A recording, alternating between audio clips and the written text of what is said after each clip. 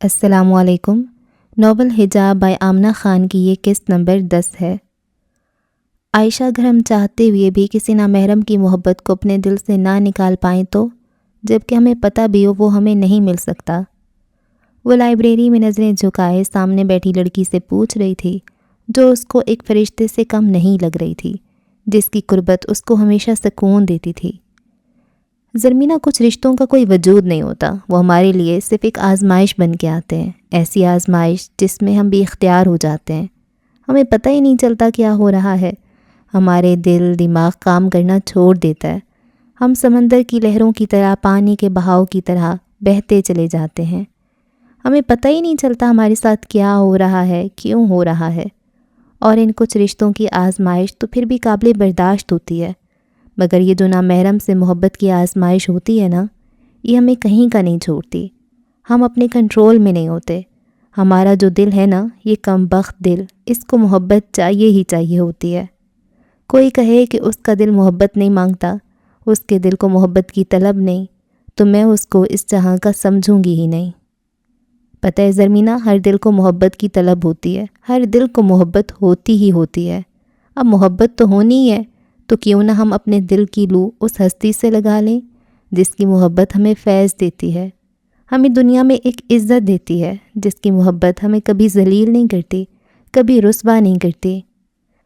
پتہ ہے زرمینہ، یہ جو دنیا کی محبت ہوتی ہے نا، ایک نامحرم کی محبت، یہ ہمیں ذلیل کرتی ہے، ہمارے ہاتھ ذلت اور رسوائی کے سوا کچھ نہیں آتا، اور یہی محبت ہمیں دنیا میں رسوا کر کے خود پیچھے رہ جاتی ہے، ہمیں دنیا کا سامنا کرنے کے لیے تنہا چھوڑ دیتی ہے۔ پتہ ہے زرمینہ، محبت میں رسوا ہوئے لوگوں کو تو اپنے سگے رشتے بھی قبول نہیں کرتے۔ وہ بول رہی تھی ایک دھن میں، ایک طرز میں، اور وہ جو بغیر چادر کے حجاب لیے اس کے سامنے بیٹھی تھی، اس کو بہت اچھے سے ذلیل ہونا سمجھ آ گیا تھا۔ محبت کے ہاتھوں اپنے ہی رشتوں سے ٹھکرایا جانا سمجھ آ گیا تھا۔ اس کو اس کی ماں نے عزت کی خاطر ٹھکرا دیا تھا، جس نے اسے جنم دیا تھا، اس کی پیدائش پہ دیگیں چڑھائی تھیں۔ آج اس ماں نے اس سے چادر لے لی تھی، اس کو اس گناہ کی سزا دی تھی جس کا اس نے اعتراف ہی نہیں کیا تھا، وہ گناہ جس کو اس نے اپنی زبان سے قبول ہی نہیں کیا تھا۔ پتہ ہے زرمینہ، یہ جو محبت والے ہوتے ہیں نا، جب ان کو ان کا محبوب میسر ہوتا ہے، یہ دنیا کو بھول جاتے ہیں۔ ان کی دنیا بس اس ایک شخص سے ہی شروع ہوتی ہے اور اسی پہ ختم ہوتی ہے۔ محبوب کی قربت ان کو 7ویں آسمان تک لے جاتی ہے، وہ زمین پہ رہ کے زمین والوں کو کچھ نہیں سمجھتے۔ محبوب کا نام بھی کسی سے سن لیں تو اس کا قتل خود پہ واجب سمجھتے ہیں، ان کی انا کو 4 چاند لگ جاتے ہیں، ان کا غصہ ان کی کمزوری بن جاتا ہے، وہ محبوب کا نام کسی اور کے منہ سے سن کے اپنی عقل کھو بیٹھتے ہیں، اپنے غصے کو خود پہ غالب کر لیتے ہیں۔ یہ جو محبت والے ہوتے ہیں نا، یہ بہت خر دماغ ہوتے ہیں، محبت کے سوا کسی کو مانتے ہی نہیں ہیں۔ اور پھر یہی لوگ جب محبت میں ہار جاتے ہیں نا، تو سب سے پہلے ان کا غرور ٹوٹتا ہے، ان کی انا کا قتل ہوتا ہے۔ وہ جو دنیا میں سر اٹھا کے چلتے ہیں، محبت میں ہار جانے کے بعد خود کو زمیں دوش کر دیتے ہیں۔ کبھی دیکھا تم نے محبت میں ہارنے والوں کو؟ ان سے زیادہ خوش اخلاق اور عاجز کوئی نہیں ہوتا۔ وہ جو دنیا کو جوتی کی نوک پہ رکھ کے چلتے ہیں، محبت میں ہارنے کے بعد مٹی کے ساتھ مٹی ہو جاتے ہیں، پھر ان کو غصہ نہیں آتا، پھر وہ زمین والوں میں رہ کے خود کو زمین کے کونے میں قید کر دیتے ہیں، خود کو تنہائی کے سپرد کر دیتے ہیں، اپنے ہی دل کی دنیا خود پہ تنگ کر دیتے ہیں۔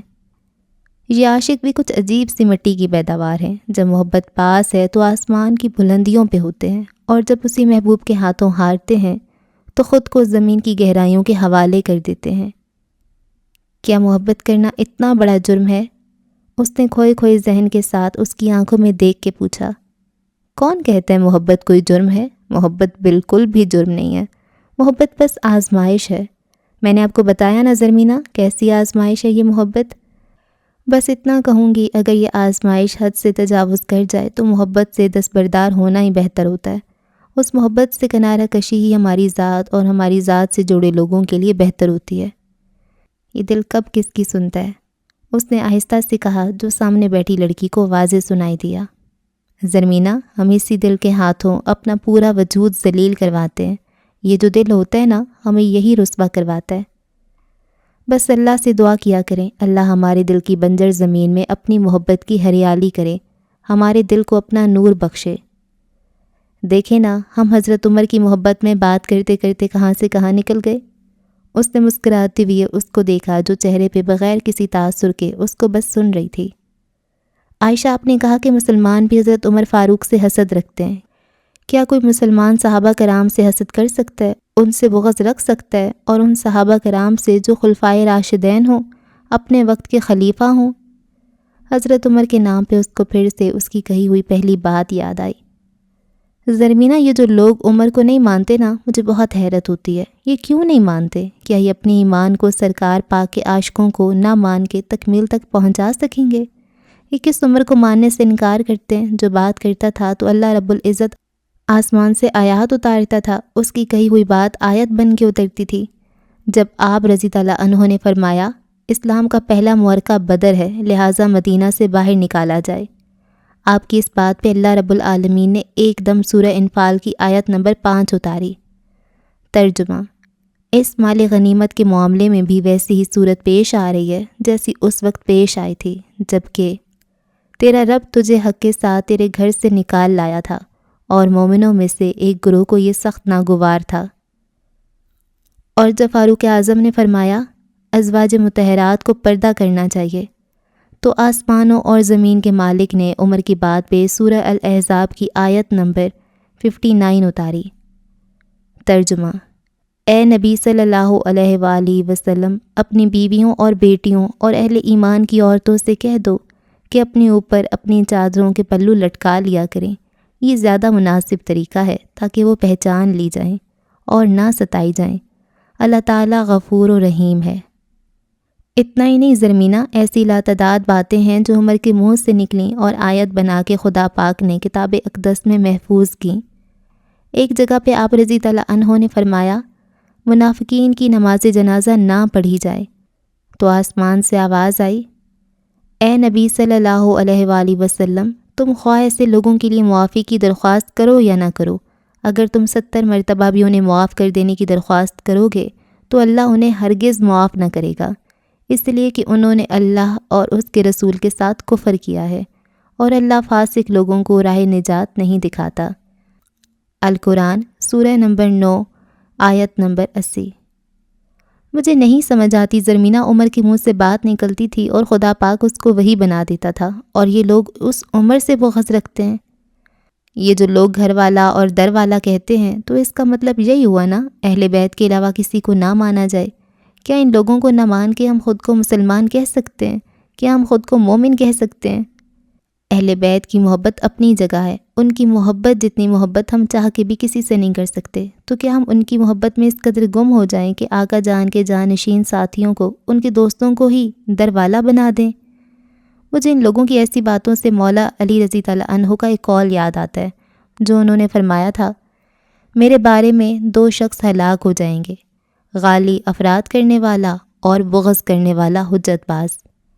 ایک اور جگہ آپ رضی اللہ عنہ نے فرمایا، ایک قوم لوگوں کی جماعت میرے ساتھ اندھا دھند محبت کرے گی حتیٰ کہ وہ میری افراد والی محبت کی وجہ سے جہنم کی آگ میں داخل ہوگی، اور ایک قوم میرے ساتھ بغض رکھے گی حتیٰ کہ وہ میرے بغض کی وجہ سے جہنم کی آگ میں داخل ہوگی۔ بس یہیں سے میں اندازہ ہو جانا چاہیے جو لوگ صحابہ کرام کو نہیں مانتے، ان سے بغض رکھتے ہیں، ان کا مقام کیا ہے۔ واللہ عالم، کون حق پہ ہے، کون صحیح ہے، کون غلط۔ بس اتنا کہوں گی کہ اللہ پاک ہر ایک کو حق پہ چلنے کی توفیق دے، جو حق ہے وہ ہمیں مل جائے، آمین۔ وہ ایک خوبصورت انداز میں بول رہی تھی، اس کو ہمیشہ سے اس کے بولنے کا انداز اچھا لگتا تھا، اس کی باتیں ہمیشہ اس کے دل میں اترتی تھیں۔ عائشہ، میرا ماننا یہ ہے کہ دین اتنا مشکل نہیں ہے جتنا ہم لوگوں نے آگے سے بنا رکھا ہے۔ ہم کیوں پڑے ان فرقوں کے چکروں میں جبکہ قرآن پاک میں سب کچھ موجود ہے؟ مجھے نہیں سمجھ آتی ہر کوئی قرآن پاک صرف اپنی بات ثابت کرنے کے لیے کیوں کھولتا ہے، قرآن پاک کو صرف اپنے حق میں دلیلوں کے لیے کیوں دیکھتا ہے، اور اپنے مطلب کی دلیلیں ڈھونڈ کے خود بھی گمراہ ہوتا ہے اور دوسروں کو بھی کرتا ہے۔ کس نے کہا ہے آپ صحابہ کرام کو نہ مانو؟ کیا آپ صحابہ کو نہیں مانو گے تو اہل بیت سے ایسے آپ کی محبت ثابت ہو جائے گی؟ اہل بیت سے تو محبت ایمان کی بنیاد ہے، ایمان کا ستون، ان کی محبت سے پروان چڑھتا ہے۔ جن کے دل میں میرے آقا کریم کی اولاد کی محبت نہیں تو میں اس کو مسلمان نہیں مانتی، میں تو ان کو سرعام کافر کہتی ہوں، میں ان پہ سرعام لعنت بھیجتی ہوں۔ لیکن یہ جو لوگ صحابہ کرام کو دروالا کہتے ہیں تو یہ غلطی پہ ہیں، بہت بڑی غلطی پہ ہیں۔ اگر وہ در والے ہوتے تو گھر والے کبھی نہ بنتے۔ جن کو بیٹیاں دی جاتی ہیں وہ گھر والے ہوتے ہیں، در والے نہیں۔ بے شک زرمینہ، آپ بالکل ٹھیک کہہ رہی ہیں۔ خدا پاک مجھ سمیت ہر ایک پہ اپنا کرم کرے، اپنا رحم کرے، آمین آمین آمین۔ آپ سے بات کر کے ہمیشہ میری روح کو سکون ملتا ہے عائشہ، میرے اللہ آپ کو بہت خوش رکھے، آمین۔ وہ مسکراتے ہوئے اس کا شکریہ ادا کرنے لگی، جس سے بات کر کے وہ اپنا ہر دکھ ہر درد بھول گئی تھی۔ فضا خیر تو ہے؟ آج آپ کی دوست سب سے چھپی ہوئی کہاں بیٹھی ہے؟ ہانیہ نے اپنی کرسی کے ساتھ ٹیک لگاتے ہوئے دور سے کہا۔ اس کو چھپ کے بیٹھنے کی کیا ضرورت ہے ہانیہ صاحبہ؟ فضا نے بھی اسی انداز میں پینسل کو منہ میں پکڑے کرسی کے ساتھ ٹیک لگاتے ہوئے اس سے کہا۔ آپ تو برا ہی منا گئی ہیں، میں تو ویسے ہی پوچھ رہی تھی، کب سے وہ نظر نہیں آئی۔ اس نے کرسی کے ساتھ ٹیک لگائے، پاؤں سامنے والی کرسی پہ رکھے، اسی طنزیہ انداز میں کہا۔ آپ کو فکر کرنے کی ضرورت نہیں ہے محترمہ، آپ خود پہ اور اپنے کام پہ دھیان دیں۔ اب کی بار اس کا لہجہ اور انداز ایسا تھا کہ ہانیہ کو بہت اچھی طرح سمجھ آ گئی وہ کیا کہنا چاہتی ہے۔ میں خود پہ بھی بہت اچھے سے دھیان دیتی ہوں اور اپنے کام پہ بھی، تمہیں مجھے بتانے کی ضرورت نہیں۔ اب کی بار اس کو طیش آیا اور اس نے ٹیک ہٹائی اور آگے ہو کے بیٹھی۔ اسی طرح آپ کو بھی زرمینہ کا پوچھنے کی کوئی ضرورت نہیں، اس نے اسی انداز میں مسکراتی ہوئے کہا اور سامنے والی کی خاموش چیخیں نکلنے لگیں۔ ارے ہانیہ جی کبھی ہمارا بھی پوچھ لیا کریں۔ دور بیٹھے مدثر نے شرارتی سے انداز میں اپنے دل پہ ہاتھ رکھتے ہوئے کہا۔ آپ کو لازمی ہوتا ہے اپنی بکواس کرنا؟ سنیں تو صحیح آپ، ہم تو آپ کے لیے پھول برساتے ہیں مگر آپ سنتی ہی نہیں۔ یہ جو آپ میرے لیے پھول برسا رہے ہیں نا، یہ کہیں اور جا کے برسائیں۔ لیکن ہانیہ جی، پتہ نہیں کدھر پھنس گئی میں ان جاہلوں میں، اس نے اپنے کندھے سے بال پیچھے کرتے ہوئے کہا۔ جدھر بھی پھنسی ہو نا ہانیہ، علاج ہے تمہارا۔ فضا نے اس کو مدثر کے ساتھ الجھے دیکھ کے اپنے دل میں کہا۔ تم دفع ہوتے ہو ادھر سے یا میں ہو جاؤں؟ ہائے ہانیہ جی، ہم تو آپ کے دیدار کے لیے یہاں بیٹھے ہیں بس۔ ٹھیک ہے، میں ہی چلی جاتی ہوں یہاں سے۔ ابھی نہ جاؤ چھوڑ کے کہ دل ابھی بھرا نہیں۔ اس کو جاتا دیکھ کے مدثر نے اپنی بے سری آواز میں گانا شروع کیا اور کلاس میں اونچے اونچے کہے سنائی دینے لگے۔ کہاں ہو تم ملکہ؟ وہ گراؤنڈ میں کھڑا ادھر ادھر دیکھ رہا تھا، جہاں پہ بھی وہ اس کو ایک دفعہ بھی نظر آئی تھی اس نے ہر جگہ دیکھا، کہیں تو وہ اس کو ایک بار نظر آ جائے۔ سروجدان جی، آپ کو لائبریری میں میم بلا رہی ہیں، آپ سے ایک ٹاپک ڈسکس کرنا تھا ان کو۔ وہ اس کے ڈپارٹمنٹ کے باہر کھڑا اس کو ادھر ادھر ڈھونڈ رہا تھا کہ ایک لڑکی اس کے پاس آئی اور میم فائزہ کا میسج دیا۔ لائبریری میں ہے وہ؟ اس نے بیزاری سے اس سے پوچھا، جیسے وہ وہاں پہ نہ جانا چاہتا ہو۔ اس نے تو ابھی اس کو دیکھنا ہے، لائبریری میں تو بہت وقت لگ جائے گا۔ جی سر، وہ لائبریری میں انہوں نے ٹاپک ریلیٹڈ بکس وہاں نکالی ہوئی ہیں تو وہ کہہ رہی تھیں وہیں پہ ڈسکس ہو جائے۔ اس لڑکی نے اس کو تفصیل سے بتایا۔ ٹھیک ہے، میں جاتا ہوں لائبریری۔ وہ اس لڑکی کو بھیج کے اپنے اسی انداز میں دوڑتا ہوا جانے لگا۔ آپ سے بات کر کے ہمیشہ ہی اچھا لگتا ہے عائشہ۔ وہ لائبریری میں بیٹھی اس لڑکی سے باتیں کر رہی تھی۔ مجھے بھی آپ سے بات کر کے بہت خوشی ہوتی ہے۔ اچھا زرمینہ، اب میں چلتی ہوں، میری کلاس کا بھی وقت ہو گیا، آج ماشاءاللہ ہماری اچھی بات ہو گئی ہے۔ آپ یہیں پہ ہیں بھی زرمینہ؟ نہیں، میں بس آپ کی وجہ سے اتنا بیٹھ گئی، میں چلتی ہوں ابھی۔ اس نے اپنا حجاب صحیح کیا اور وہاں سے اٹھنے لگی۔ وجدان صاحب لیٹ ہو گئے آپ؟ میم فائزہ نے اس کو آتے ہوئے دیکھ لیا تھا اور دور سے ہی دبی آواز میں مسکراتے ہوئے اس کو کہا۔ وہ جو اٹھنے لگی تھی وہیں کی وہیں رہ گئی۔ اس کا نام سنتے ہی اس کے اٹھتے قدم وہیں رک گئے۔ محبت کہاں ہی اختیار میں ہوتی ہے۔ وہ جو کچھ پل پہلے محبت سے دستبرداری چاہتی تھی اس کو دیکھتے ہی سب بھول گئی۔ سوری لیٹ ہو گیا۔ وہ وہیں سے معذرت کرتا آ رہا تھا، جیسے ہی اس کی نظر سامنے بیٹھی اس لڑکی پہ پڑی وہ ہل نہ سکا، مزید کچھ نہ بول سکا۔ وہ وہیں کھڑا ہوا، آنکھیں بند کیں، دل میں الحمدللہ کی صدا گونجی۔ اس کا دل چاہا وہ جو اگلا قدم اٹھائے وہ اس لڑکی کی طرف ہو جو سامنے نظریں جھکائے بیٹھی تھی۔ وجدان صاحب کیا سوچ رہے ہیں، جلدی آئیں؟ میں فائزہ کی آواز پہ وہ چونکا اور ان کی طرف دیکھنے لگا۔ جی میں آ رہا ہوں۔ مسکراتے ہوئے وہ ان کے پاس گیا، کرسی اس کی طرف کی جہاں سے وہ نظر آئے اور بیٹھ گیا۔ اس دوران اس کی نگاہوں نے بس اسی کا طواف کیا۔ وہ ہمیشہ ایسا ہی کرتی تھی، وہ جو اس کے سامنے نظریں جھکا لیتا تھا وہ اس کو غور غور سے دیکھا کرتی تھی۔ وہ اس کو ایسے دیکھتی تھی جیسے آج آخری بار اس کا دیدار کر رہی ہے۔ اس کے بعد یہ لمحے اس کو کبھی میسر نہیں ہوں گے۔ زرمینہ چلیں پھر؟ عائشہ نے کرسی سے اپنا بیگ اٹھاتے ہوئے اس کو کہا، جو محبوب کی زیارت کیے بیٹھی تھی۔ اس کو ایسے دیکھ رہی تھی جیسے اب وہ کبھی اس کو دیکھ نہیں پائے گی۔ وہ اس کو اپنی آنکھوں میں قید کر رہی تھی، آنکھوں سے دل میں اتار رہی تھی۔ زرمینہ چل رہی ہیں آپ؟ اس نے اس کو کھویا ہوا دیکھا اور ایک بار پھر پوچھا، وہ جو کسی اور ہی جہاں میں تھی۔ فوراً اٹھی، بیگ لیا اور جانے لگی۔ وہ اس کو جاتا دیکھ رہا تھا، وہ اس کو روکنا چاہتا تھا، اس سے پوچھنا چاہتا تھا وہ کدھر تھی، موبائل کیوں بند ہے۔ اس کو اپنا حال دل سنانا چاہتا تھا، اس کو بتانا چاہتا تھا یہ ہجر کی راتیں اس پہ کیسے گزرتی ہیں۔ وہ کہنا چاہتا تھا وہ مر جائے گا تمہارے بغیر، مگر اس سب سے زیادہ اہم تھی اس کی عزت۔ وہ تو اس کا نام نہیں لیتا، اس کو اتنے لوگوں میں کیسے روک لے؟ وہ اس کو لوگوں کی نظروں میں کیوں لے آئے؟ وہ تو اس کو اپنے آپ سے بھی چھپاتا تھا، دنیا کے سامنے اس کو کیسے لے آئے؟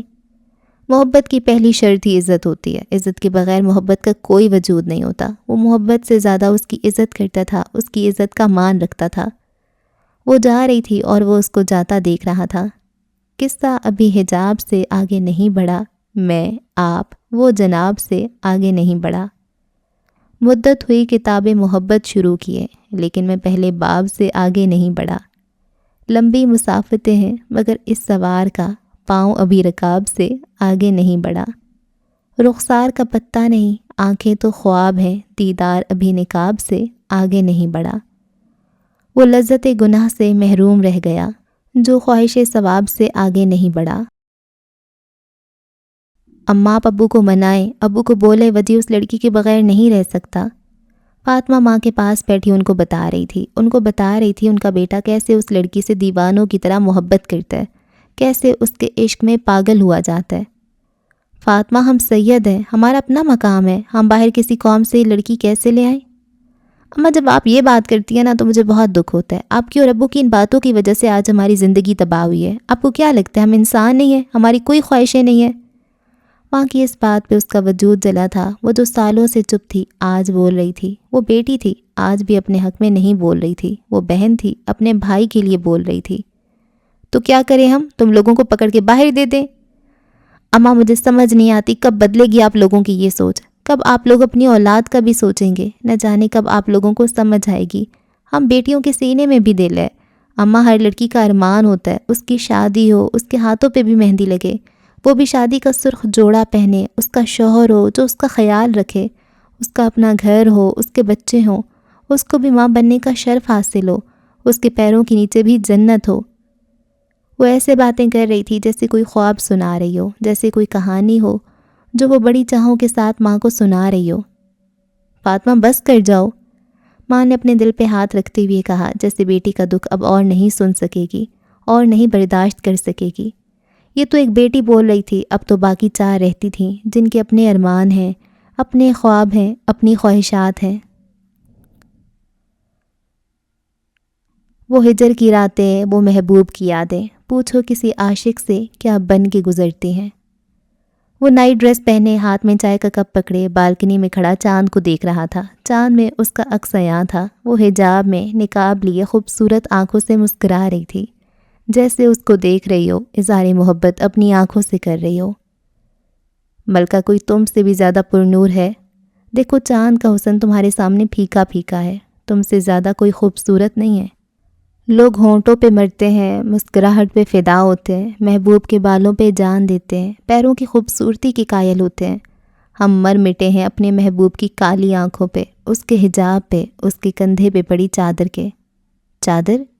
وہ بیٹھی تھی، بار بار حجاب ٹھیک کر رہی تھی۔ وہ کھڑی ہوئی مگر چادر نہیں تھی، اس کی چادر کدھر تھی؟ آج پہلی دفعہ اس کو چادر کے بغیر دیکھا، مگر چادر کیوں نہیں لی ہوئی تھی اس نے؟ وہ تو کبھی چادر کے نہیں ہوتی تھی، مگر آج کیوں؟ وہ چائے کا کپ ہونٹوں کے ساتھ لگاتا ہوا ادھر ادھر ٹہلنے لگا، جیسے سوچ رہا ہو، اس کو یاد کر رہا ہو، جو آج پہلی دفعہ چادر کے بغیر اس کو نظر آئی تھی۔ بھائی؟ جی بیٹا؟ امی بلا رہی ہیں آپ کو؟ ابو بھی ہیں پاس؟ جی وہ بھی ہیں، خدیجہ نے دروازے پہ ہی کھڑے ہوتے ہوئے اس کو کہا، جو چائے کا کپ ہاتھ میں لیے گھوم رہا تھا، سوچ رہا تھا۔ ٹھیک ہے بیٹا، آتا ہوں میں۔ بہن کے جاتے ہی سوچوں کا رخ بدلا، اب کی بار سوچوں میں پریشانی آئی تھی، ایک گہری پریشانی۔ وہ جانتا تھا کس سلسلے میں اس کو بلایا گیا ہے، وہ جانتا تھا وہ خبر اس کے دل پہ تیر بن کے لگے گی، وہ جانتا تھا آج وہ اپنی زندگی سے ہار جائے گا۔ اللہ جی آج میں بہت دکھی ہوں، بہت دکھ ہے مجھے۔ آپ کو پتہ ہے ماں نے مجھ سے چادر لے لی آج۔ آپ کو پتہ ہے اللہ جی مجھے ایسا لگا جیسے آج میرے پاس کچھ نہیں، جیسے سب مجھے ہی دیکھ رہے ہیں۔ آپ کو پتہ ہے سب مجھ پہ باتیں کر رہے تھے آج۔ مجھے لوگوں کی عجیب عجیب نظروں سے وحشت ہوتی ہے اللہ جی۔ وہ آنکھوں سے موتی اپنی ڈائری پہ گرا رہی تھی اور جلدی جلدی لکھ رہی تھی، جیسے اس نے بہت کچھ لکھنا ہے، اللہ جی کو ایک ایک بات بتانی ہے۔ لکھتے ہوئے اس نے اتنی بھی زحمت نہیں کی کہ وہ ہاتھ سے آنسو صاف کر لے۔ اس کو بس لکھنا تھا، اپنا درد، اپنا غم لکھنا تھا۔ اللہ جی میں نے کیا بہت بڑا گناہ کر دیا؟ اللہ جی میں نے تو نہیں کہا تھا کہ میری ان سے بات ہو، بس ہو گئی نا اللہ جی، اب تو نہیں ہوتی نا۔ آخری بات پہ اس کے ہاتھ رکے، آنکھوں سے خاموش موتی گرنے لگے، قلم نے ساتھ چھوڑا۔ اللہ جی مجھے بہت یاد آتے ہیں وہ۔ خاموشی نے اب سسکیوں کو جگا دی، وہ جو بغیر آواز کے بہتے چلے جا رہے تھے اب سسکیوں میں بدلنے لگے۔ ڈائری کو دل کے ساتھ لگائے، سر کو بیڈ پہ رکھے، سسکتے ہوئے بس یہی کہے جا رہی تھی، مجھے یاد آتے ہیں وہ، اللہ جی مجھے یاد آتے ہیں وہ۔ اللہ جی آپ کچھ کرے نا، کچھ ایسا کرے نا کہ سب کچھ ٹھیک ہو جائے، بس مجھے یہ درد کم ہو جائے جو مجھے جینے نہیں دیتا، میری سانسوں کی اذیت ختم ہو جائے۔ اللہ جی مجھے تو کچھ پتہ بھی نہیں تھا کہ کیا ہے یہ، کیوں ہے یہ۔ اللہ جی میرے دل سے نکال دیں وجدان کو، ان کے ہونے سے مجھے درد ہوتا ہے، مجھے بہت درد ہوتا ہے اللہ جی۔ اس نے اپنا منہ بیڈ کی طرف کیا، اس کے گلے کی رگیں سامنے نظر آنے لگیں۔ اس نے ایک ہاتھ سے بیڈ کی چادر کو اپنی مٹھی میں لیا، اس کے منہ سے چیخیں نکلیں جیسے آج اس کے ضبط کی حدیں ختم ہوئی ہوں۔ اس نے خود پہ قابو پایا، اوپر ہوئی آنسوؤں کو اپنے بازو سے صاف کرنے لگی، گہری گہری سانسیں لینے لگی۔ کھلے بالوں کے ساتھ ایک ہاتھ میں ڈائری لیے کھڑکی کے پاس آئی، پردے پیچھے کیے آسمان کو دیکھنے لگی۔ چاند اس کے بالکل سامنے تھا، وہ چاند جس کو دیکھ کے وہ محبوب کی زیارت کرتی تھی۔ خان صاحب آپ دیکھ رہے ہیں نا یہ چاند؟ اس نے چاند کو دیکھتے ہوئے کہا، جیسے اس کے دل کو الہام ہوا ہو اس کا محبوب بھی اس چاند کا دیدار کرتا ہے۔ اس نے آنکھیں بند کی، دل کو سکون آیا، درد کی لہر اس کا وجود نچوڑ کر باہر نکلی۔ آنکھیں کھولتے ہی اس نے ڈائری دیکھی، وہیں زمین پہ بیٹھی ایک ایک صفحہ پڑھنے لگی، اپنے ہی لکھے درد پہ رونے لگی۔ اس نے قلم اٹھایا اور مزید درد لکھنے لگی۔ بہتی ہوئی آنکھوں کی روانی میں مرے ہیں کچھ خواب، میرے عین جوانی میں مرے ہیں۔ روتا ہوں میں ان لفظوں کی قبروں پہ کئی بار، جو لفظ میری شعلہ بیانی میں مرے ہیں۔ کچھ تجھ سے یہ دوری بھی مجھے مار گئی ہے، کچھ جذبے میری نقل مکانی میں مرے ہیں۔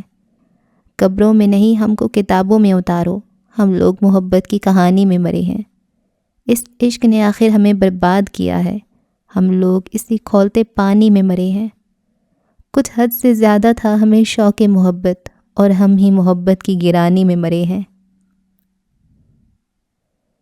وجدان اس لڑکی کا گھر کدھر ہے؟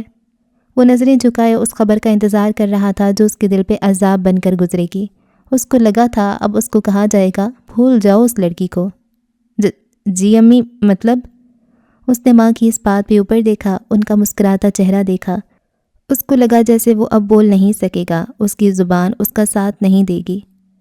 ہاں تمہارے ابو اور میں نے یہ فیصلہ کیا ہے، ہم ان کے گھر جائیں گے، تمہارے رشتے کی بات کریں گے۔ انہوں نے شوہر کی طرف دیکھتے ہوئے مسکرا کے کہا، اور شوہر نے بھی ان کی اس بات پہ بغیر بولے آنکھوں میں چمک لیے اپنا سر ہلایا۔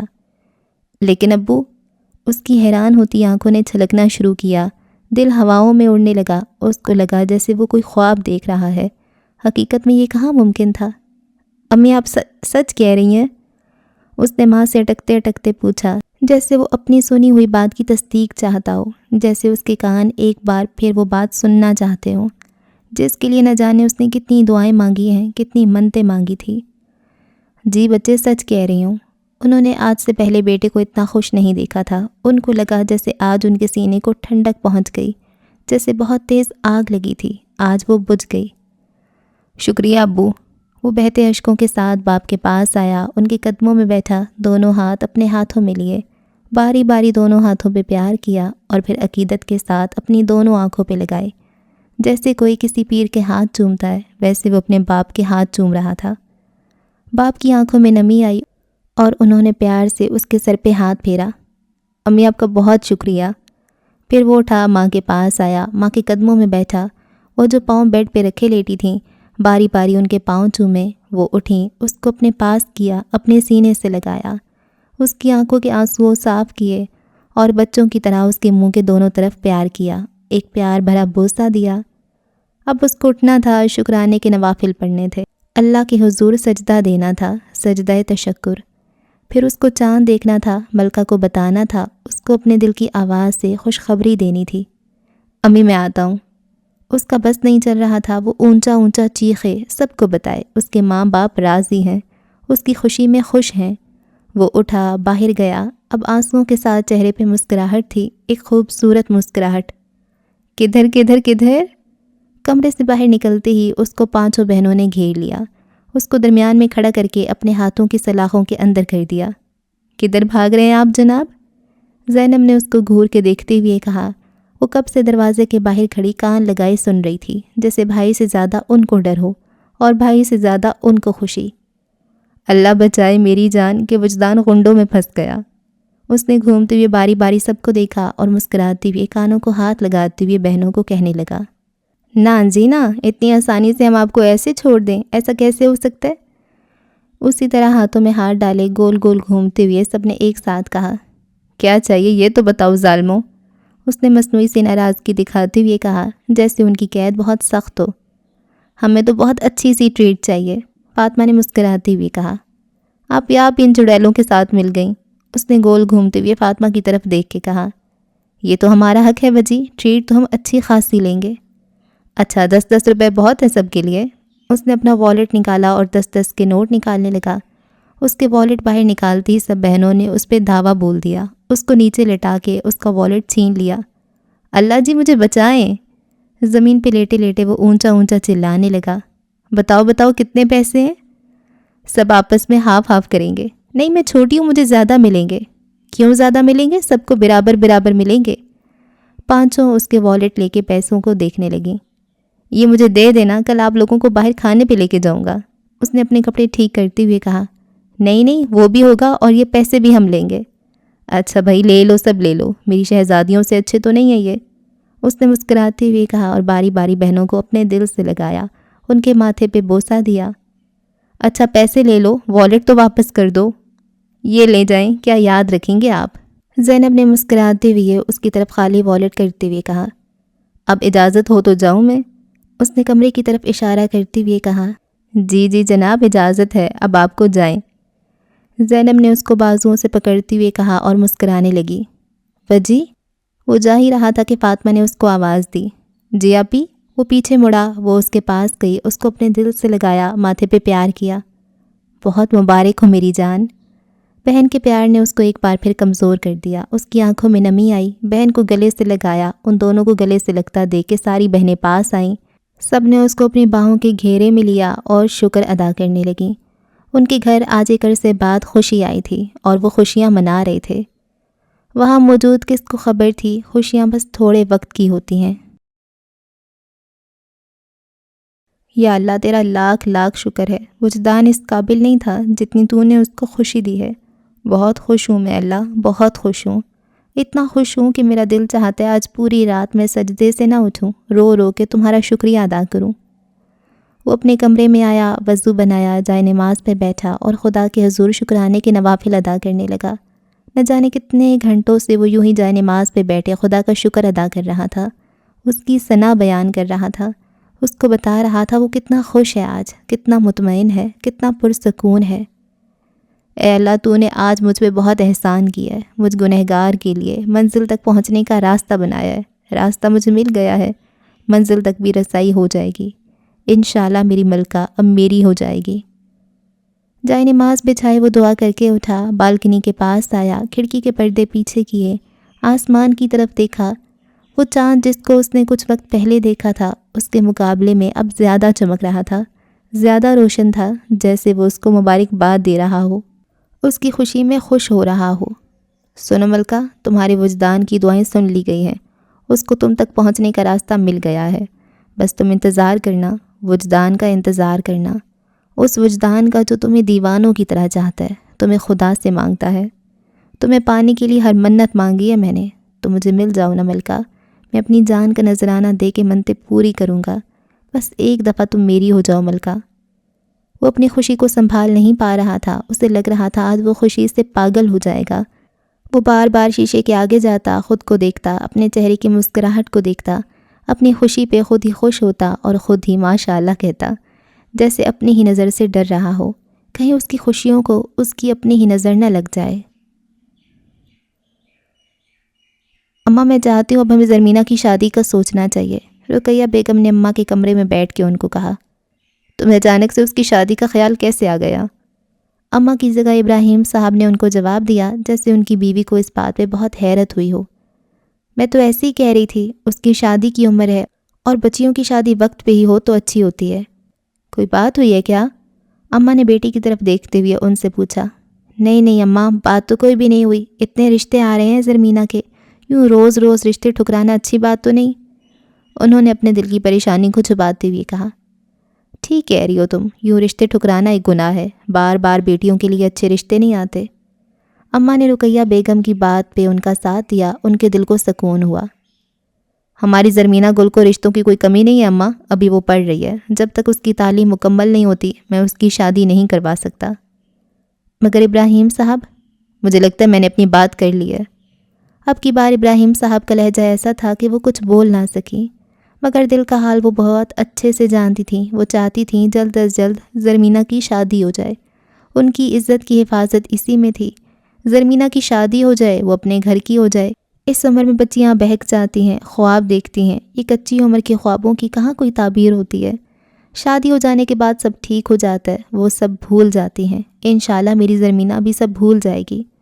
انہوں نے آنکھیں بند کر کے گہرا سانس لیا اور اپنے دل میں کہنے لگیں، یہ چاند ایک دم اتنا روشن کیسے ہو گیا؟ وہ کھڑکی کے پاس کھڑی چاند کو دیکھ رہی تھی۔ چاند کو تو وہ کب سے دیکھ رہی تھی، مگر یہ ایک دم سے کیسے اتنا روشن ہو گیا؟ جیسے چاندنی میں نہا رہا ہو، جیسے کوئی فرشتہ آسمان سے اتر آیا ہو اور سارا عالم نور ہی نور ہو گیا ہو۔ اس نے آنکھیں بند کی، جیسے اس نور کو اپنے اندر اتار رہی ہو۔ آنکھیں بند کرتی ہی اس کو لگا جیسے اس کو سکون مل رہا ہے، جیسے کہیں کوئی بہت خوش ہے، وہ اپنی خوشی سے اس کے بے قرار دل کو قرار دے رہا ہے، جیسے اللہ نے آج اس کو خوشی کی بشارت دی ہو، اس کے دل میں سکون اتارا ہو۔ اللہ جی، میرے دل کو ایسے ہی پرسکون رکھا کرے نا، میرے دل میں اپنا ایسے ہی نور ڈالا کرے نا۔ اس نے آسمان کی طرف دیکھا اور دعا کرنے لگی۔ دعا میں اللہ جی سے شکایت کرنے لگی۔ وہ ہمیشہ اللہ جی سے گلا کرتی تھی، اپنے چھوٹے چھوٹے گلے بھی وہ اللہ جی سے کیا کرتی تھی۔ اس کو بہت حیرت ہوتی تھی ان لوگوں پہ جو یہ کہتے تھے اللہ جی گلوں پہ خفا ہوتے ہیں، ان کا بس شکر ادا کیا کرو۔ وہ تو اللہ جی سے ناراض بھی ہوتی تھی اور ناراضگی کی صورت میں ان سے بات کرنا چھوڑ دیا کرتی تھی، اور پھر خود ہی منا بھی جاتی یا پھر اس کو منا لیا جاتا۔ اس کو جس چیز کا دل چاہتا اللہ جی کسی نہ کسی وسیلے سے اس تک وہ چیز پہنچا دیتے اور وہ خوش ہو جاتی، اور اس طرح دونوں میں بات چیت کا سلسلہ پھر سے شروع ہو جاتا۔ وہ ہمیشہ یہ سوچتی تھی اللہ جی تو اپنے بندے سے محبت کرتے ہیں، اور جہاں محبت ہوتی ہے وہاں شکایتیں بھی ہوتی ہیں، وہاں ناراضگی بھی ہوتی ہے، اور جہاں ناراضگی ہوتی ہے وہیں تو گہری محبت ہوتی ہے۔ تمہاری چادر کدھر ہے؟ پھولوں کے پاس گھاس پہ بیٹھے فضا نے اس کو دیکھتے ہوئے پوچھا، جو نظریں جھکائے سر کو گھٹنوں پہ رکھے گم گم سی بیٹھی تھی، جیسے اس کو اس دنیا سے کوئی مطلب ہی نہ ہو۔ چادر؟ اس نے اس کے اس سوال پہ نظریں جھکا لیں۔ درد کی ایک لہر اس کے وجود میں اتری۔ زری کیا ہوا ہے؟ چادر کدھر ہے تمہاری؟ امی نے لے لی، اس نے آنسوؤں کو چھپانے کی ناکام کوشش کرتے ہوئے کہا۔ مگر کیوں زری؟ اس نے اس کا چہرہ اوپر کیا جو آنسوؤں سے بھرا ہوا تھا۔ ایسی فضا، امی کہتی ہیں میں اس چادر کی حقدار نہیں رہی اب۔ یہ کیا بات ہوئی؟ تم نے کون سا کوئی جرم کر لیا؟ بہت جرم ہی تو ہے نا فضا، امی کہتی ہیں تم نے بابا جان کا غرور توڑا ہے۔ کیسے توڑا ہے تم نے غرور؟ پتہ نہیں، اس نے ہاتھوں کو گھاس پہ پھیرتے ہوئے کہا۔ زری وہ سامنے دیکھو، تمہیں کوئی ایسی لڑکی نظر نہیں آئے گی جو کسی لڑکے کے ساتھ نہ بیٹھی ہو نہ گھوم رہی ہو؟ تم نے تو اس سے فون پہ بات کی ہے اور تمہارا جرم اتنا بڑا ہو گیا کہ تم سے چادر ہی لے لی گئی۔ چھوڑو نا فضا، ان کی مرضی ہے، لیکن آنٹی نے بہت غلط کیا ہے زری، ان کو ایسا نہیں کرنا چاہیے تھا، تمہیں اس جرم کی سزا نہیں دینی چاہیے تھی جو تم نے کیا ہی نہیں ہے۔ ان کو یہی بہتر لگا ہوگا نا فضا، اور ایک نامحرم سے رات کی تاریکی میں بات کرنا جرم نہیں گناہ ہوا کرتا ہے۔ اس نے اب کی بار اس کی طرف دیکھا، اس کی آنکھوں میں آنکھیں ڈالیں اور اپنی بات کر کے فوراً نظریں جھکا لیں۔ زری کوئی تمہاری طرح بھی ہو سکتا ہے؟ اس نے اپنی آنکھوں کے کونے سے نکلتے ہوئے پانی کو صاف کرتے ہوئے کہا۔ اللہ میری طرح کسی کو بھی نہ کرے فضا، جو اپنی ماں کی دی ہوئی چادر کو بھی نہ سنبھال سکے۔ اس نے اپنے چہرے کا رخ دوسری طرف موڑتے ہوئے کہا، جیسے وہ نہ چاہتی ہو کوئی اس کی آنکھوں کا درد دیکھے، آنکھوں سے گرتے آنسو دیکھے۔ مگر جس کو اللہ نے دیکھا نہ ہو وہ فاصلوں سے بھی دیکھ لیتے ہیں۔ وہ دور سے کھڑا اس کو دیکھ رہا تھا جو زمین پہ بیٹھی آنکھوں کو بار بار رگڑ رہی تھی۔ اس کی آنکھوں سے بہتے آنسو دور کھڑے وجدان کے دل پہ لگ رہے تھے۔ وہ کیوں روتی ہے اتنا؟ آخر کیا ہوا ہے؟ کیا پریشانی ہے اس کو؟ کیوں روتی ہے وہ ایسے؟ وہ اپنے آفس میں ادھر ادھر ٹہل رہا تھا جیسے ایک بے سکونی کسی کیفیت اس پہ طاری ہو۔ وہ تو بہت خوش تھا آج، اتنا خوش کہ ساری کائنات کی خوشیاں اس کے سامنے کم پڑ رہی تھیں۔ وہ اپنی اس خوشی میں ملکہ کو بھی شریک کرنا چاہتا تھا۔ اس نے اپنی منزل تک پہنچنے کی پہلی سیڑھی پہ قدم رکھا تھا۔ وہ اس پہلے قدم پہ اس کو تحفہ دینا چاہتا تھا۔ وہ یونیورسٹی آنے سے پہلے مارکیٹ گیا، اس نے آج یونی لیٹ جانا تھا۔ وہ مارکیٹ میں کھڑا ادھر ادھر دیکھنے لگا۔ اس کو اپنی ملکہ کی شایان شان تحفہ لینا تھا۔ اس دنیا میں تو کوئی ایسی چیز نہیں جو میری ملکہ کی شایان شان ہو۔ وہ ہر چیز دیکھ رہا تھا مگر ایسا کچھ نہیں تھا جو اس کو پسند آتا۔ اس نے پہلے کب کسی کے لیے تحفے لیے تھے؟ اس کو تو پتہ بھی نہیں تھا کیا لینا ہے۔ وہ اپنی زندگی کا پہلا تحفہ لے رہا تھا، پہلا تحفہ جو وہ کسی کو دے رہا تھا۔ وہ بغیر کچھ سوچے، بغیر کچھ دیکھے بس چلتا جا رہا تھا۔ وہ ایک دکان کے پاس رکا، اس کی نظر اوپر پڑی۔ سامنے ایک خوبصورت سفید چادر لہرا رہی تھی۔ وہ وہیں رکا، اس چادر کو دیکھنے لگا۔ اس نے اس چادر کو اپنے ہاتھ میں لیا، وہ خوبصورت سفید چادر۔ اس نے اپنی آنکھیں بند کیں، اس کا عکس اس کی آنکھوں کے سامنے گھوما۔ وہ یہی سفید چادر پہنے کسی شہزادی سے کم نہیں لگ رہی تھی۔ اس چادر کا رنگ بالکل اس کے کردار جیسا ہے، پاکیزہ۔ جس طرح اس چادر کا رنگ پاک ہے اس طرح میری ملکہ کا کردار پاک ہے۔ اس نے وہ چادر اتاری، اپنے دونوں ہاتھوں میں پکڑی، اس کو نظر بھر کے دیکھا۔ یہ چادر نہیں ملکہ، یہ عزت ہے جو میں تمہیں دے رہا ہوں۔ اس نے چادر پہ ہاتھ پھیرتے ہوئے کہا، یہ پیک کر لیں بھائی۔ وہ بہت خوش تھا، اس نے ملکہ کے لیے تحفہ لیا تھا۔ وہ بار بار اس کو دیکھ رہا تھا، اس کو محسوس کر رہا تھا۔ جب وہ پہنے گی تو اس چادر کی قیمت لاکھوں میں ہوگی۔ اس سے زیادہ یہ چادر کسی کے کندھے پہ نہیں اچھی لگ سکتی۔ یہ صرف میری ملکہ کے لیے بنائی گئی ہے۔ یہ پاکیزگی میری ملکہ کے سامنے پھیکی ہے۔ میری ملکہ اس سے زیادہ پاکیزہ ہے۔ وہ اپنی کرسی پہ بیٹھا، ایک بار پھر اس چادر کو دیکھا، لبوں پہ مسکراہٹ آئی، آنکھوں میں چمک اتری۔ کیا ملکہ میرا تحفہ قبول کرے گی؟ اس نے چادر کو دیکھتے ہوئے دل میں سوچا۔ سنو ملکہ، میں نے بہت محبت سے لیا ہے، اس کو قبول کرنا۔ اس نے چادر کو پیار سے بیگ میں رکھتے ہوئے کہا۔ زری، آپ کو پتہ ہے مجھے آپ کی سب سے اچھی بات کیا لگتی ہے؟ مہر نور نے اس کے پاس بیٹھتے ہوئے کہا۔ جی کون سی؟ آپ کا پردہ، مجھے بہت اچھا لگتا ہے آپ کا ایسے پردہ کرنا۔ حجاب تو سبھی کرتے ہیں مگر آپ کا انداز، آپ کا پورا با پردہ ہونا مجھے بہت اچھا لگتا ہے۔ زرمینہ، آپ نے کسی سے امپریس ہو کے پردہ کرنا شروع کیا ہے؟ جی مہنور، میں نے بالکل کسی سے امپریس ہو کے پردہ کیا ہے۔ اور جانتی ہو میں کس سے امپریس ہوئی؟ خاتون جنت بی بی جان علیہ السلام سے۔ پتہ ہے مہنور، میں نے جب سورہ النور پڑھی نا تو مجھے بہت ڈر لگا۔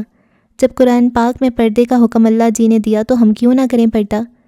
آج کل کی لڑکیاں پردے کی اہمیت سمجھتی ہی نہیں ہے، ان کو پتہ ہی نہیں پردہ کیا ہوتا ہے۔ ایک بار بی بی جان کے 2 بال نظر آئے، فقط 2 بار، تو اللہ پاک نے وقت روک دیا، وقت وہیں پہ رک گیا۔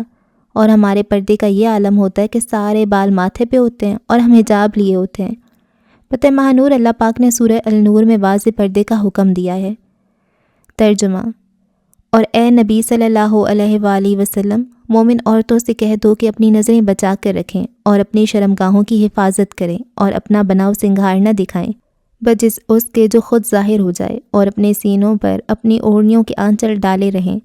وہ اپنا بناؤ سنگھار نہ ظاہر کریں مگر ان لوگوں کے سامنے۔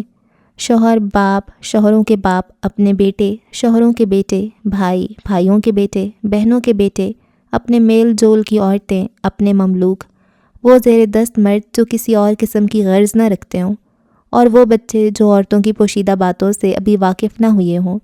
وہ اپنے پاؤں زمین پر مارتی ہوئی نہ چلا کریں کہ جو اپنی زینت انہوں نے چھپا رکھی ہو اس کا لوگوں کو علم ہو جائے۔ اے مومنو، تم سب مل کر اللہ سے توبہ کرو، توقع ہے کہ فلاح پاؤ گے۔ پتہ ہے مہنور، اس آیت میں ہمارے لیے بہت ساری باتیں ہیں جو ہر مسلمان عورت کو سمجھنی بہت ضروری ہیں۔ جو عورت یہ باتیں سمجھ جائے گی نا تو معاشرے میں سے عورت کے نام کا شر ہی ختم ہو جائے گا۔ وہ ہمیشہ پردے کی بات کرتی تھی۔ اس کو بہت عجیب لگتا تھا ان لڑکیوں کو دیکھنا جو بغیر پردہ کیے ایک غیر مرد کی آنکھ کی زینت بنتی ہیں۔ ہمارا معاشرہ تو بھرا پڑا ہے ان مرد نما بھیڑیوں سے، ان کو تو موقع ملنا چاہیے اپنی آنکھوں کی ٹھنڈک کو عورت کے جسم سے مٹانے کی۔ بدبخت ہوتی ہے وہ عورت جو اپنا آپ ظاہر کرتی ہے ایسے مردوں پہ جن کو پتہ ہی نہیں ہوتا ان کی ماں بھی ایک عورت ہے، ان کی بہن بھی ایک عورت ہے، ان کی بیوی، ان کی بیٹی بھی ایک عورت ہے۔ مہنور، آپ کو سمجھ آ رہی ہے نا میری بات؟ جی زرمینہ، میں سن رہی ہوں، اس نے اس کی طرف دیکھتے ہوئے کہا۔ پتہ ہے مہنور، اس آیت میں سب سے پہلی جو بات کی گئی ہے وہ یہ ہے، اور اے نبی صلی اللہ علیہ وآلہ وسلم، مومن عورتوں سے کہہ دو کہ اپنی نظریں بچا کر رکھیں اور اپنی شرمگاہوں کی حفاظت کریں۔ آیت کے اس حصے میں مسلمان عورتوں کو حکم دیا گیا ہے کہ وہ اپنی نگاہوں کو نیچے رکھیں، کسی غیر مرد کو نہ دیکھیں۔ اس پہ میں آپ کو ایک واقعہ سناتی ہوں مہنور۔ حضرت سلمہ رضی اللہ عنہ فرماتی ہیں، ایک مرتبہ میں اور حضرت میمونہ بنت رضی اللہ عنہ حضور اقدس کے پاس بیٹھی تھیں۔ اسی وقت حضرت ابن مکتوم تشریف لائے تو حضور اقدس نے ہمیں پردے کا حکم دیا۔ میں نے ان کے حکم پہ کہا کہ اے اللہ کے محبوب، یہ تو نابینا ہے، یہ تو ہمیں نہیں دیکھ سکتے۔ تو حضور پرنور نے ارشاد فرمایا، کیا تم دونوں بھی نابینا ہو؟ کیا تم ان کو نہیں دیکھتی؟ اس سے ہمیں یہ پتہ چلا مرد کو ہی نظریں نیچے کرنے کا حکم نہیں ہے، بلکہ عورت کو بھی یہ حکم ہے کہ وہ غیر مرد کو نہ دیکھے۔ اب اگلی بات جو اس آیت میں کی گئی ہے وہ یہ ہے، اور اپنی شرمگاہوں کی حفاظت کریں۔ اب اس بات کا مطلب ہے کہ عورت اپنی زینت کی حفاظت کرے۔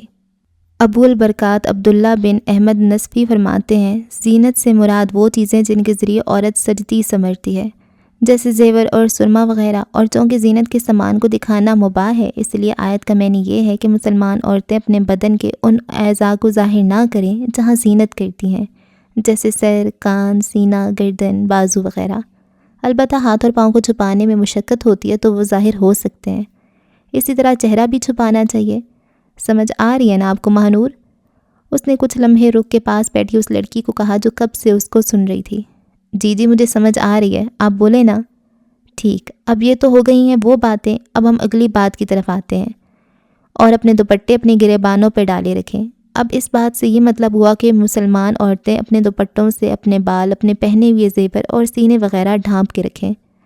پتہ ہے مہنور، جب یہ آیت نازل ہوئی تو اس حکم پہ عمل کرنے میں صحابیات رضی اللہ عنہ کا جذبہ قابل دید تھا۔ اس پہ اماں عائشہ صدیقہ رضی اللہ عنہ نے فرمایا، اللہ تعالیٰ ان عورتوں پہ رحم فرمائے جنہوں نے سب سے پہلے ہجرت کی تھی کہ جب اللہ پاک نے یہ حکم صادر فرمایا اور وہ اپنے دوپٹے اپنے گریبانوں پہ ڈالے رکھیں تو انہوں نے اپنی اونی چادروں کو پھاڑ کے اوڑھنیاں بنا لی تھی۔ پتہ ہے مہنور، پردے کے متعلق 3 عظیم واقعات ہمارے سامنے ہیں۔ پہلا یہ ہے، المومنین حضرت عائشہ صدیقہ فرماتی ہیں، پردے کا حکم صادر ہونے کے بعد میرے رضائی چچا افلاح تشریف لائے تو میں نے ان سے ملاقات سے انکار کر دیا۔ چونکہ وہ میرے رضائی چچا تھے تو میرے لیے نامحرم تھے، تو میں نے ان سے ملاقات نہیں کی۔ جب حضور اقدس کو پتہ چلا تو آپ نے فرمایا، اے عائشہ، افلاح کو اجازت دے دو، وہ تمہارے رضائی چچا ہیں۔ حضور اقدس کی اجازت سے وہ اپنے چچا سے ملی۔ ایک اور خوبصورت واقعہ ہمیں تاریخ سے ملتا ہے۔ خاتون جنت بی بی جان اپنے وصال سے پہلے بہت پریشان تھیں۔ آپ فرماتی ہیں کہ مجھے بہت تشویش تھی کہ عمر بھر تو میں نے غیر مردوں کی نظروں سے خود کو بچائے رکھا، اب وصال کے بعد میری کفن پوش لاش ہی پر لوگوں کی نظر نہ پڑ جائے۔ ایک موقع پر حضرت اسماء بنت امیس رضی اللہ عنہ نے عرض کی، میں نے حبشہ میں دیکھا ہے جنازے پر درخت کی شاخیں باندھ کر اور ایک ڈالی کی صورت بنا کر اس پر پردہ ڈال دیتے ہیں، اور پھر انہوں نے کھجور کی شاخیں منگوا کر انہیں جوڑا اور اس پر کپڑا تان کر خاتون جنت فاطمہ بنت محمد صلی اللہ علیہ وآلہ وسلم کو دکھایا۔ اسے دیکھ کے آپ بہت خوش ہوئیں اور لبوں پہ مسکراہٹ آئی۔ بس آپ کی یہی ایک مسکراہٹ تھی جو سرکار مدینہ حضور اقدس صلی اللہ علیہ وآلہ وسلم کے بعد دیکھی گئی۔ اور تیسرا قصہ یہ ہے کہ حضرت خلاد رضی اللہ عنہ کا بیٹا جنگ میں شہید ہو گیا۔ آپ رضی اللہ عنہ ان کے بارے میں معلومات کرنے چہرے پہ نقاب ڈالے باپردہ برگار رسالت مآب صلی اللہ علیہ وآلہ وسلم میں حاضر ہوئیں۔ جب وہ وہاں گئیں تو اس پہ کسی نے حیرت سے پوچھا، اس وقت بھی آپ نے چہرے پہ نقاب ڈال رکھا ہے؟ تو جانتی ہیں انہوں نے کتنا خوبصورت جواب دیا، میں نے اپنا بیٹا کھویا ہے، حیا نہیں کھوئی۔ اور ہمارے ہاں کیا ہوتا ہے، جب کوئی غم آتا ہے تو اس سے پہلے عورتوں کے دوپٹے پیروں میں گرتے ہیں۔ یہ کہاں لکھا ہے آپ سر کو ننگا کر کے اپنے سینے پیٹو؟ کیا یہی ایک دکھ کا اظہار ہوتا ہے؟ اور کوئی عورت ایسا نہیں کرے گی تو اس کا مطلب وہ دکھی نہیں ہے، اس کو کوئی دکھ نہیں ہوا۔ ان واقعات میں ان عورتوں کے لیے بڑی نصیحت ہے جو مسلمان ہونے کے باوجود اللہ رب العزت کے دیے ہوئے حکم پہ عمل نہیں کرتی۔ دنیا اور ان کی رونقوں میں لگ جاتی ہیں، بیہودہ فیشن کر کے سرے بازار نکلتی ہیں اور کہتی پھرتی ہیں فیشن تو آیا ہی لڑکیوں کے لیے ہے۔ بے شک فیشن لڑکیوں کے لیے آیا ہے، اس کے ساتھ ساتھ چادر بھی لڑکیوں کے لیے ہی آئی ہے۔ مجھے حیرت ہوتی ہے ان لڑکیوں پہ، بلکہ مجھے دکھ ہوتا ہے ان لڑکیوں پہ جو خود کو ہر کتے بلے کو دکھاتی ہیں۔ ہر کوئی ان کو دیکھتا ہے پھر بات کرتا ہے۔ ایک عورت کی تذلیل مطلب پورے معاشرے کی عورتوں کی تذلیل ہے۔ مہانور، اب میں آپ کو اس آیت کا اگلا حصہ بتاتی ہوں۔ بہت سی لڑکیاں پوچھ رہی ہوتی ہیں ہمارے محرم رشتے کون سے ہیں اور وہ کون سے ہیں جن سے ہمیں پردہ کرنا چاہیے۔ وہ اپنا بناؤ سنگھار نہ ظاہر کریں مگر ان لوگوں کے سامنے، شوہر باپ، شوہروں کے باپ، اپنے بیٹے، شوہروں کے بیٹے، بھائی، بھائیوں کے بیٹے، بہنوں کے بیٹے، اپنے میل جول کی عورتیں، اپنے مملوک، وہ زیر دست مرد جو کسی اور قسم کی غرض نہ رکھتے ہوں۔ اب اس آیت کو پڑھنے کے بعد کسی بھی قسم کی شک کی کوئی گنجائش نہیں رہتی۔ یہاں بالکل واضح لکھا ہے ان کا محرم رشتہ کون سا ہے۔ یہاں آپ کو بہت ساری باتیں سمجھ آ گئی ہوں گی مہانور۔ مجھے اس بات سے ایک قصہ یاد آیا۔ فاروق اعظم حضرت عمر رضی اللہ عنہ نے حضرت ابو عبیدہ بن جراح رضی اللہ عنہ کو ایک دفعہ خط لکھا اور اس میں آپ نے فرمایا اہل کتاب کی عورتوں کو مسلمان عورتوں کے ساتھ حمام میں داخل ہونے سے منع کریں۔ اب اس بات سے ہمیں یہ معلوم ہوا کہ مسلمان عورتوں کو کافر عورتوں کے سامنے اپنا بدن کھولنا جائز نہیں۔ اب جب ایک کافرہ عورت سے بھی مسلمان عورت کو پردہ ہے تو آپ خود سوچیں پردے کی نوعیت کیا ہوگی ہمارے دین میں۔ اب مردوں کے معاملے میں ایک جگہ فرمایا گیا وہ نوکر جو شہوت والے نہ ہوں، مثلاً ایسے بوڑھے ہوں جنہیں اصلاح شہوت باقی نہیں رہی ہو اور وہ نیک ہوں، ان کے سامنے پردہ کرنے کے معاملے میں کچھ نرمی ہے۔ مسلم شریف کی ایک حدیث میں ہے کہ برے افعال کرنے والے ہیجڑوں سے بھی پردہ کرنے کا حکم ہے۔ اب اگر آیت کا اگلا حصہ ہم دیکھیں تو اس میں لکھا ہے اور زمین پر اپنے پاؤں زور سے نہ ماریں۔ اب مہنور، اس بات سے مطلب ہے کہ عورتیں زمین پر اس قدر آہستہ اور نرمی سے چلیں جو زیور انہوں نے پہن رکھا ہو اس زیور کی جھنکار نہ سنائی دے، اس لیے اس بات سے منع کیا گیا ہے کہ عورتیں بجنے والی جھانجھن نہ پہنیں۔ ایک حدیث شریف میں ہے اللہ اس قوم کی دعا قبول نہیں فرماتا جن کی عورتیں جھانجھن پہنتی ہوں۔ اب مہنور، اس بات سے ہمیں سمجھ جانا چاہیے جب زیور کی آواز دعا نہ قبول ہونے کا سبب ہے تو خاص عورت کی آواز اور اس کی بے پردگی کیسے اللہ پاک کے غضب کو لازم کرتی ہوگی۔ پردے کی طرف سے بے پرواہی تباہی کا سبب ہے۔ اب کوئی سمجھے تو پردے کی دینی ہی نہیں دنیاوی فوائد بھی بہت ہیں۔ پردہ اللہ اور اس کے محبوب کو خوشنودی حاصل کرنے کا ایک اہم ذریعہ ہے۔ پردہ ایمان کی علامت، اسلام کا شعار اور مسلمان خواتین کی پہچان ہے۔ پردہ شرم و حیا کی علامت ہے اور حیا اللہ جی کو بہت پسند ہے۔ پردہ عورت کو شیطان کے شر سے محفوظ رکھتا ہے۔ با پردہ اور با حیا عورت کو معاشرے میں بہت عزت کی نگاہ سے دیکھا جاتا ہے۔ پردہ عورت کے وقار میں اضافہ کرتا ہے اور اس کی خوبصورتی کی حفاظت کرتا ہے۔ مہنور، میں آپ کو پردے کے متعلق ایک مثال دیتی ہوں۔ وہ ایک خوبصورتی سے بولتی چلی جا رہی تھی۔ اگر ایک پلیٹ میں مٹھائی رکھ دی جائے اور اسے کسی چیز سے ڈھانپ دیا جائے تو وہ مکھیوں کے بیٹھنے سے محفوظ ہو جاتی ہے، اور اگر اس پلیٹ میں جس کو مٹھائی رکھی ہے ڈھانپا نہ جائے اس پہ مکھیاں بیٹھ جائیں تو یہ شکایت کرنا کہ اس پہ مکھیاں کیوں بیٹھ گئیں تو بہت بڑی بے وقوفی ہے، کیونکہ مٹھائی ایک ایسی چیز ہے جیسے مکھیوں کے تصرف سے بچانے کے لیے اس کو ڈھانپ کے رکھنا بہت ضروری ہے۔ اسی طرح ایک عورت بھی چھپانے کی چیز ہے، اگر وہ پردہ کرتی ہے تو معاشرے میں بہت ساری برائیوں سے بچ سکتی ہے، عزت و ناموس کے لٹیروں سے اپنی حفاظت کر سکتی ہے۔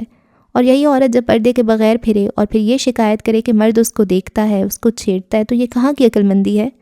ایک مرد کے لیے عورت میں ایک خاص کشش رکھی گئی ہے، فطری طور پر مردوں کے لیے عورت میں رغبت رکھی گئی ہے، اور جب وہ بے پردہ عورت کا جسم دیکھتا ہے تو وہ اپنی شہوت اور رغبت کو پورا کرنے کے لیے اس کی طرف لپکتا ہے۔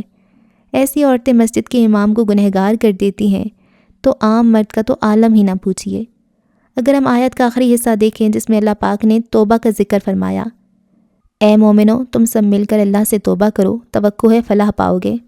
اب یہاں ہمارے اللہ رب العالمین کا رحم تو دیکھیں، اللہ جی یہاں کہتے ہیں نا اگر تم سے میرا حکم ماننے میں کوئی تقصیر واقعہ ہو گئی ہے تو تم اللہ سے معافی مانگو، بے شک وہ معاف کرنے والا بڑا مہربان ہے۔ مجھے توبہ کے ذکر پہ ایک حدیث یاد آئی ہے مہنور۔ حضرت انس بن مالک سے روایت ہے، حضور پرنور نے ارشاد فرمایا، اللہ تعالیٰ اپنے بندے کی توبہ پر اس سے بھی زیادہ راضی ہوتا ہے جیسے تم میں سے کسی کا اونٹ جنگل میں گم ہونے کے بعد دوبارہ مل جائے۔ یہ جو لوگ کہتے ہیں اللہ ہمیں کبھی معاف نہیں کرے گا تو مجھے واقعی حیرت ہوتی ہے، کیا انہوں نے قرآن پاک نہیں پڑھا؟ اگر ایک طرف اللہ پاک اپنا غصہ بتاتے ہیں تو اسی بات کے فوراً بعد اپنے رحم کا بھی تو ذکر کرتے ہیں۔ اللہ رب العزت ہمیشہ معاف کرتا ہے، بس ہم مانگتے ہی نہیں ہیں۔ اب دیکھیں مہنور، پچھلے دونوں یہ ہمارے میڈیا پہ بہت عام تھی، جو عورتیں یہ کہہ رہی تھیں ہمارا جسم ہماری مرضی۔ میں سمجھتی ہوں عورت کے بے پردہ ہونے میں جتنا کردار ہماری میڈیا کا ہے اتنا کسی کا نہیں۔ آج کل کی عورت خود کو ماڈرن سمجھتی ہے، پردے کو خود پہ جبر سمجھتی ہے۔ ان کو یہ سمجھ نہیں آتی ان کی عزت اور وقار پردے میں ہی ہے۔ جو عورت پردہ نہیں کرتی تو اس کی کیا عزت ہے؟ حیا تو عورت کا زیور ہوتی ہے۔ جس عورت میں حیا نہیں اس میں ایمان نہیں، اور جس میں ایمان نہیں وہ مسلمان نہیں۔ مجھے حیرت ہوتی ہے ان مردوں پہ جو ماڈرن ہونے کے نام پہ اپنی بہن بیٹیوں کو بے پردہ کر دیتے ہیں۔ ہمارے اسلام میں بے شک عورت کا ایک خاص مقام ہے، وہ ماں ہے جس کے پیروں کے نیچے جنت ہے، لیکن آج کل کی عورتیں خود کو ماڈرن سمجھ کر جو مقام بنا رہی ہیں تو میں سمجھتی ہوں وہ مقام نہیں بلکہ شر ہے، ایک فتنہ ہے جو وہ پھیلا رہی ہیں۔ عورت ایک عزت ہے، اس کی عزت چار دیواری میں ہی ہوتی ہے، وہ مرد سے قدم پیچھے ہی اچھی لگتی ہے۔ آج کل کی عورتیں برابری کرتی ہیں، ہم مرد کے شانہ بشانہ چلیں گی۔ ایسا کچھ بھی نہیں ہوتا۔ جب ایک عورت کو میرے رب نے ہی مرد سے کمزور بنایا تو وہ کیسے مقابلہ کر سکتی ہے؟ ایک عورت تو عکس ہے نبی کی بیٹی کا، وہ بیٹی جس کے لیے مدینہ کا ولی خود اپنی کالی کملی بچھاتا تھا۔ ان کو یہ احساس کیوں نہیں ہوتا جب روز محشر ساری عورتیں جمع ہوں گی تو ان سے باپردہ عورتیں ہی خاتون جنت کے پاس بیٹھے گی؟ پتہ ہے مانور میں کیوں پردہ کرتی ہوں؟ اگر مجھے بی بی جان کے پاس نہ بیٹھنے کا موقع ملا، میں آخری لائن میں ہی صحیح مگر ان کے پاس تو ہوں گی نا، مجھے دور سے ہی صحیح ان کا دیدار تو نصیب ہوگا نا۔